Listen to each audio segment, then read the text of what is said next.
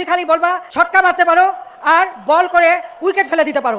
আবারও আলোচনায় সাকিব শেখ হাসিনার সম্মেলনের সভায় থাকছেন। আবারও আলোচনায় উঠে এসেছে বাংলাদেশ ক্রিকেট দলের সাবেক অধিনায়ক সাকিব আল হাসানের নাম।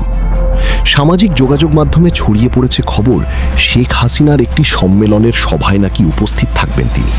তবে এ নিয়ে এখনো পর্যন্ত সংশ্লিষ্ট কর্তৃপক্ষের পক্ষ থেকে আনুষ্ঠানিকভাবে নিশ্চিত কোনো ঘোষণা দেওয়া হয়নি। ফলে বিষয়টি নিয়ে নানা আলোচনা ও জল্পনা তৈরি হয়েছে। সাকিব আল হাসান অতীতেও বিভিন্ন রাজনৈতিক ইস্যুতে আলোচনায় এসেছেন, তাই নতুন এই খবর প্রকাশ্যে আসার পর অনেকেই জানতে চাইছেন তিনি সত্যিই ওই সভায় অংশ নেবেন কিনা।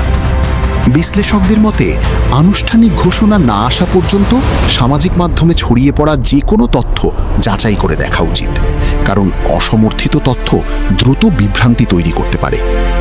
এখন সবার নজর থাকবে সংশ্লিষ্ট পক্ষের আনুষ্ঠানিক বক্তব্যের দিকে। নতুন কোনো নিশ্চিত তথ্য প্রকাশ হলে সেটি নিয়েই আবারও শুরু হতে পারে নতুন আলোচনা।